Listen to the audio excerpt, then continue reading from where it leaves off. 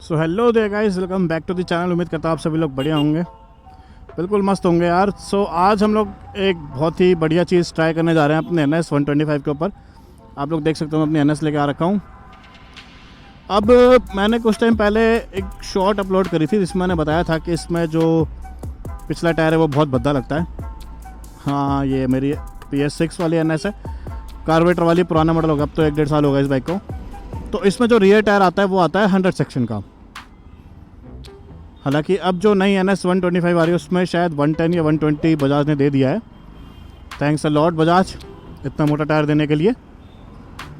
तो वो एटलीस्ट इतना बुरा तो नहीं लगता होगा जितना इसका टायर बुरा लगता है। तो मैंने एक वीडियो में बोला था कि अगर आप इसी एलॉय के ऊपर मोटा टायर डाल दोगे ना बाइक में, तो वो टायर अच्छा नहीं लगेगा, क्योंकि इस बाइक का जो रिम ही है वो ही पतला है। इसका जो एलॉय है उसका डायमीटर ही पतला है भाई। तो मेरे पास काफ़ी लोगों ने कमेंट करा था कि भाई NS 125 में पीछे डिस्क तो आता नहीं है, इसमें आप पुरानी वाली FZ का एलॉय डाल सकते हो, वो इसमें फिट आ जाएगा। एंड आप लोगों को पता है FZ में कितना मोटा टायर आता है यामाहा के FZ में, तो उसका एलॉय इसमें डायरेक्ट फिट है इस बाइक के लिए, पुरानी वाली FZ का। क्योंकि पुरानी वाली FZ में ड्रम ब्रेक आते थे, इसमें ड्रम आते हैं। तो मेरा जो मैकेनिक है उसके पास मैं रेगुलर जाता हूँ। मैंने उसको बोला हुआ था कि भाई अगर कोई FZ रिपेयर के लिए आए, जैसे रीबिल्ड वगैरह के लिए आए, तो मुझे बताइए, मुझे उसका एलॉय ट्राई करवाना है, इस बाइक में ढलता है या नहीं ढलता। सो हम लोग बस अभी सेक्टर 1 ही जा रहे हैं, अपने मैकेनिक के पास ही जा रहा हूँ मैं। अगर इन केस मान लो FZ का एलॉय, पुरानी वाली FZ का एलॉय इस वाली बाइक में अपने NS 125 में डायरेक्ट फिट आता है विदाउट एनी अल्ट्रेशन, तो मैं आज ही जाके इसके लिए FZ का एलॉय ख़रीद लूँगा एंड उसके ऊपर अपना मोटा टायर लगा के हम मज़े लेंगे। क्योंकि एक मोटा टायर लगाने का जुगाड़ ये भी है कि मैं इसका जो स्विंग आर्म है पीछे का वो भी चेंज कराऊँ, एलॉय चेंज कराऊँ, डिस्क लगवाऊँ पीछे। एक तो वो जुगाड़ है, और दूसरा जुगाड़ जो बता रहा हूँ मैं आप लोगों को, दूसरा जुगाड़ ये है कि इसमें FZ का रिम डाल दूँ एंड मेरा ड्रम वगैरह भी सब सेम रहेगा, स्प्रॉकेट वगैरह मेरा सेम रहेगा। पीछे इसमें उसका FZ का एलॉय डाल के मोटा टायर डलवा लूँ। एक ये जुगाड़ है, तो ये थोड़ा सस्ता पड़ेगा उसके कंपैरिजन में। उसके कंपैरिजन मतलब पूरा रिम डिस्क लगवाने से अच्छा है मैं ये जुगाड़ करके देख लूँ। तो बस मैं भी अपने मैकेनिक के पास जा रहा हूँ, अपने मैकेनिक के पास पहुँचते हैं फटाफट से एंड ट्राई करते हैं कि भाई NS 125 में पुरानी वाली FZ का एलॉय व्हील आता है या नहीं आता। चलो चलते हैं फटाफट से अपने मैकेनिक के पास।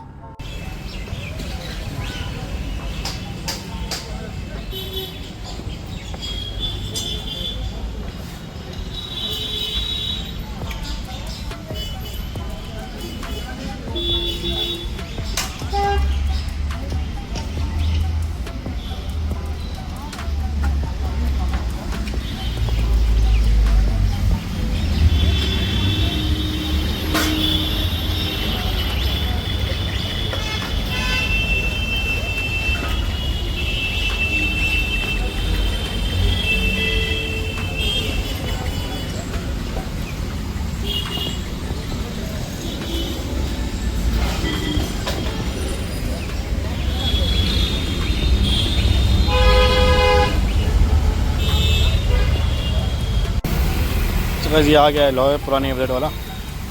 इससे देखो एलॉय कुछ गंदा तो होता है, लेकिन हमें तो बस काम चेक करना है कि लगता नहीं लगता।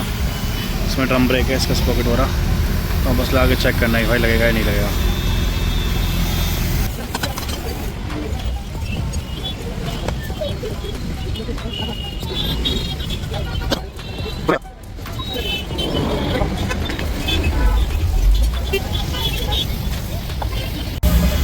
तो ये है अपनी NS का स्प्रॉकेट और वो है FZ का। साइज़ में देख लो कितना बड़ा है NS 125 का, और वो FZ पुरानी वाली का कितना छोटा स्प्रॉकेट है।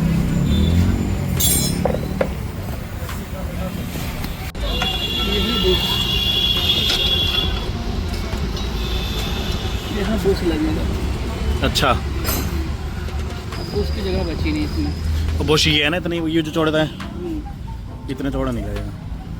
इतना चौड़ा तो चाहिए इसको गैपिंग, हाँ, क्योंकि यहाँ की गैपिंग क्योंकि चिपकेगा ना आके। हाँ वहाँ चिपकेगा फिर। चलो छोड़ो।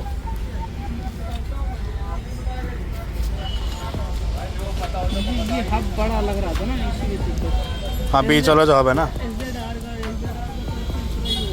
सेम होगा।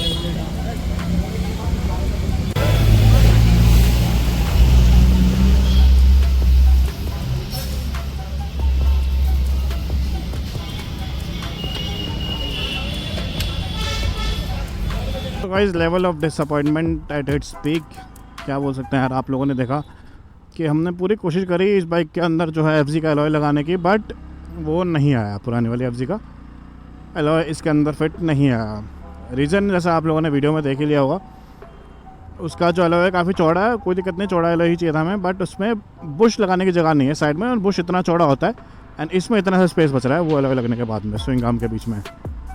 और हालांकि हम लोगों ने ट्राई करा कि स्प्रॉकेट भी हम FZ का ही डाल देते हैं पीछे वाला। हालांकि मैंने दिखाया वीडियो में कि FZ का स्प्रॉकेट रियर कितना छोटा है मेरे NS 125 से। मैंने कहा चलो कोई बात नहीं, स्प्रॉकेट छोटा होना मैं झेल लूँगा, पिकअप थोड़ा कम हो जाएगा उसकी कोई बात नहीं, मैं झेल लूँगा, बट टायर मोटा हो जाता वो ठीक रहता, देखने में थोड़ा एस्थेटिक लगता है, कोई दिक्कत नहीं थी मुझे। बट FZ का एलॉय लगाने के बाद भी, FZ का स्प्रॉकेट लगाने के बाद भी वो एलॉय फिट नहीं आया। तो जितने भी भाई लोग मेरे कमेंट कर रहे थे कि भाई इसमें पुरानी वाली FZ का एलॉय डाल दो वो लग जाएगा, तो वो सब फेक है भाई, ठीक है, ऐसे कुछ नहीं होता। मैंने खुद लगवा कर चेक कर लिया है। अब मैं क्या बोलूँ यार उन लोगों को जो लोग बोल रहे थे। अब या तो उन्होंने कोई अल्ट्रेशन करी होंगी, मैं कोई इतनी ज़्यादा अल्ट्रेशन करने वाला था नहीं कि मैं अपने स्प्रॉकेट को चौड़ा करवा लूँ, उसको कि मैं अपने स्विंग आर्म कुछ एक्स्ट्रा स्ट्रेच करवाऊँ। भाई स्विंग आर्म को एक्स्ट्रा स्ट्रेच करवा लूँगा तो हैंडलिंग बिगड़ जाएगी सारी बाइक की, तो वो सब हमने नहीं करवाया यार। बस ट्राई करना था, तो पता चल गया हमें कि NS 125 के अंदर FZ का एलॉय व्हील डायरेक्ट फिट नहीं आता। तो इन फ्यूचर अब अगर हमारा मन करा तो हम इसमें NS 200 का ही सामान डलवा लेंगे।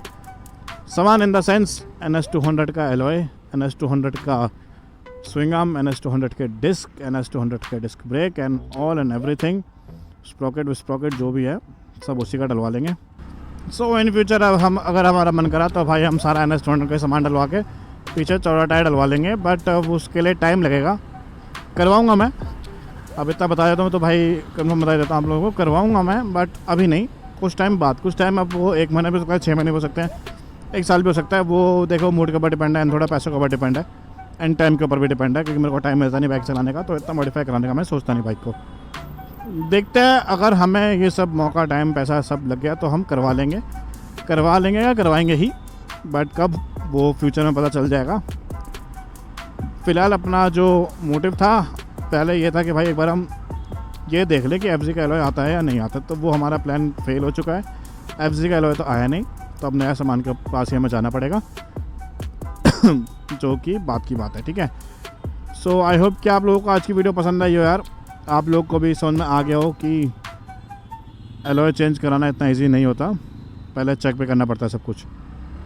तो आज की वीडियो को बस यहीं तक रखते हैं यार। अगर आप लोगों को वीडियो अच्छी लगी हो तो प्लीज़ वीडियो को लाइक करना। चैनल पे अगर आप लोग नए हैं, अभी तक चैनल को सब्सक्राइब नहीं करा हुआ तो चैनल को सब्सक्राइब भी कर लो यार। ऐसे अमेजिंग वीडियोस मैं लाता रहता हूँ बाइक्स के ऊपर, ठीक है। आज तो अपनी प्यारी NS के ऊपर वीडियो थी, वरना और बाइक्स के ऊपर भी मैं वीडियोस लाने की ट्राई करता हूँ। और बाइक्स मतलब हर बाइक जो मेरे हाथ लगती है मैं उसकी वीडियो बनाने की कोशिश करता हूँ, ठीक है। तो चलो वीडियो को रखते हैं यहीं तक, मिलते हैं किसी और वीडियो में, तब तक के लिए bye bye and take care.